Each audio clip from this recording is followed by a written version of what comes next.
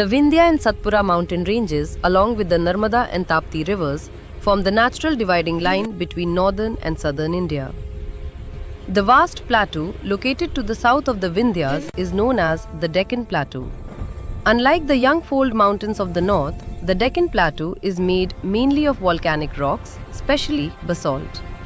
These rocks are relatively easy to carve, which explains the presence of many famous rock-cut caves, monasteries and temples such as those found at Ajanta and Ellora. The Deccan Plateau is bordered by the Eastern Ghats on the east and the Western Ghats on the west.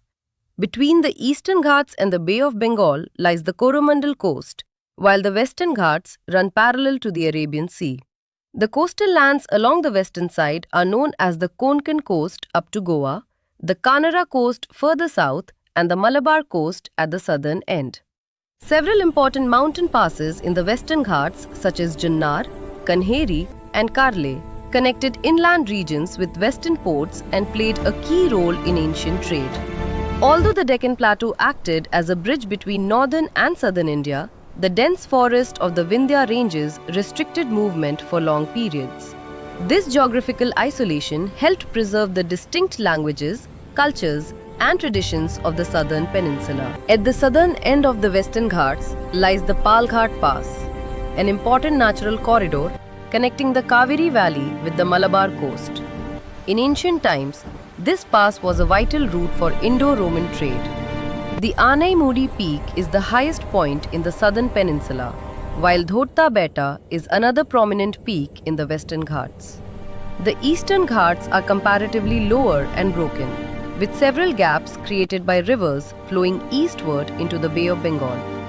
Important ancient ports such as Arikkamedu, Mamallapuram, and Kaveri Pattanam developed along the Coromandel coast. Most rivers of the southern peninsula flow almost parallel to each other. The Mahanadi lies on the eastern edge, while the Narmada and Tapti flow westward into the Arabian Sea. Rivers such as the Godavari, Krishna, Tungabhadra, and Kaveri flow eastward, forming fertile deltaic plains ideal for rice cultivation. The region between the Krishna and Tungabhadra rivers, known as the Raichur Doab, was a frequent area of conflict among southern kingdoms. The Kaveri Delta in the far south formed a distinct geographical region and became the heartland of the Chola Empire. With a long coastline and easy access to the seas, the people of South India actively engaged in maritime trade. இது போன்ற தகவல்களை அறிய இணைந்திருங்கள் புதியுகத்துடன்.